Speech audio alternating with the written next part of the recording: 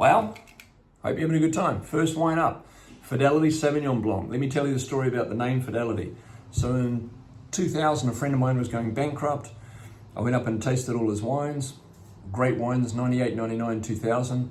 I called up a little retail store called Sam's Club Walmart, and I said to the buyer, Bob Polensky, I've got a great idea. We're going to launch this wine on Valentine's Day. We're going to call it Fidelity, put a big heart on the label.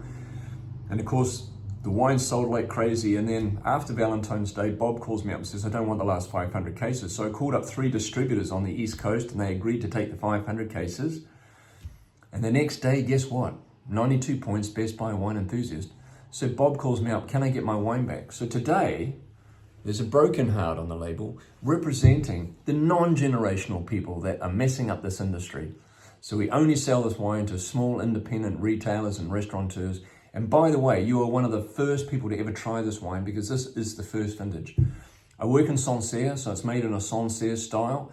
So when you open this wine, the whole room is going to smell of Sauvignon Blanc. So please ignore my little drawing of New Zealand, but just talking about Sauvignon Blanc style. So if we think about warm fruit and cool fruit, so pineapple, passion fruit, melon, peach, pear, apple, guava, grapefruit, lime, and citrus.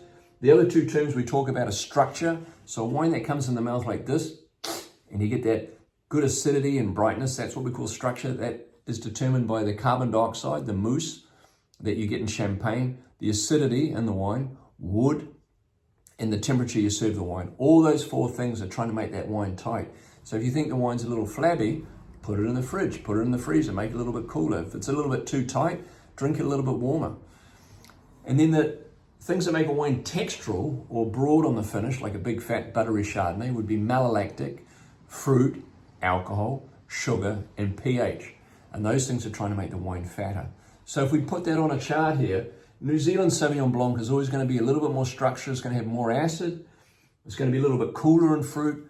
Whereas with what we're doing with Fidelity is we want to be Sancerre style. So it's going to be more passion fruit with a little bit more texture. And, you know, most New Zealand Sauvignon Blanc goes to the UK. And look what the British eat, man. Everything is deep fried. They've got the best food in the world, but no one to cook it. We eat Mediterranean food in the US. And so we want to have something with a little bit more flesh and more texture. Hope you enjoy the wine. The second one is also a very rare wine because we only make 6 barrels of this. And this is called Dutton Chardonnay. So Singing Tree, this is the tree in my backyard. And this vineyard was planted in 1974, so it's a very old vineyard. And the thing that makes it unique is that it was never replanted during phylloxera, during 1989, 1990, when everything was replanted because we had an insect in the ground killing all the vines. This vineyard was never replanted because it's on a talcum powder soil, Goldridge sandy loam. If I pick up that soil, it's just dust. And so the phylloxera or the insect can't live in there. Low yield, because it's a very old vineyard, and we have big berries and small berries in the same cluster. Today, almost everything is cloned. And we all know about cloning because of Dolly the sheep. The Australians wanted some good looking sheep too. That's why they got into cloning. Short legs. Anyway, enough of that. So what you typically get today is all Chardonnay today, the Dijon clones from France or the UC Davis clones from the US, give you sort of peach, pear, and apple. All the Chardonnay today is in that realm.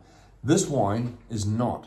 This is from the C selection. It's an old selection from back in the 60s.